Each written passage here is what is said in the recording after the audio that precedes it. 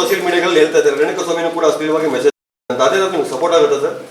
ಅಲ್ಲ, ಮಾಡಿದಾರೋ ಇಲ್ವೋ ಅನ್ನೋ ತೀರ್ಮಾನ ಮಾಡೋದು ಯಾರು? ಅಲ್ಲ, ಇದನ್ನೇ ನಾನು ಹೇಳ್ತಾರೆ ನೋಡಿ, ಮಾಧ್ಯಮದಲ್ಲಿ ತೋರಿಸಿದ್ರಲ್ಲ, ಮಾಡಿದ್ದಾರೆ ಯಾರನ್ನ ನೋಡಿದಾರ? ಅಲ್ಲ, ಡಾಕ್ಯುಮೆಂಟ್ ಅಲ್ಲಿ ಕೊಡ್ತಾ ಇದ್ದಾರೆ. ಆಸ್ ಎ ಲಾಯರ್ ಆಗಿ ಸಪೋರ್ಟ್ ಆಗ್ಬೋದಾ?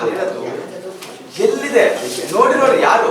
ಇವಾಗ ಮಾಧ್ಯಮದಲ್ಲಿ ತೋರಿಸಿದ್ರಲ್ಲ, ಯಾವ್ದಾದ್ರು ಒಂದು ಮಾಧ್ಯಮದವರು ನಾನು ನೋಡಿದ್ದೀನಿ ಅಂತ ಅದನ್ನ ತಗೊಂಡ್ಬಂದು ಕೋರ್ಟ್ ಮುಂದೆ ಕೊಡ್ಲಿ, ನೋಡೋಣ ಕೊಡ್ಲಿ. ಅಲ್ಲ, ಕೆಲವು ಸೆಲೆಬ್ರಿಟಿಗಳು ಮಾಡ್ತಾ ಇದ್ದಾರೆ.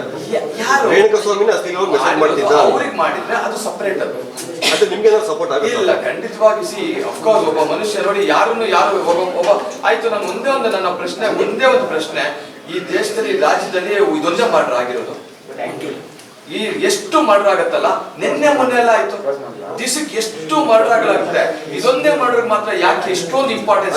ಸೆಲೆಬ್ರಿಟಿ ಇರೋದ್ರಿಂದ ಸ್ವಲ್ಪ ಜಾಸ್ತಿ ಸುದ್ದಿ ಆಗುತ್ತೆ. ಅವರು ಆ ಸ್ಥಾನಕ್ಕೆ ಬರಕ್ಕೆ ಎಷ್ಟು ಕಷ್ಟಪಟ್ಟಿರ್ತಾರಲ್ವಾ, ಅವರ ಏಕಾಏಕಿ ಅವನ ಅಪರಾಧಿ ಅಂತ ಹೇಳೋದು ತಪ್ಪು ಅಂತ ನನ್ನ ಭಾವನೆ.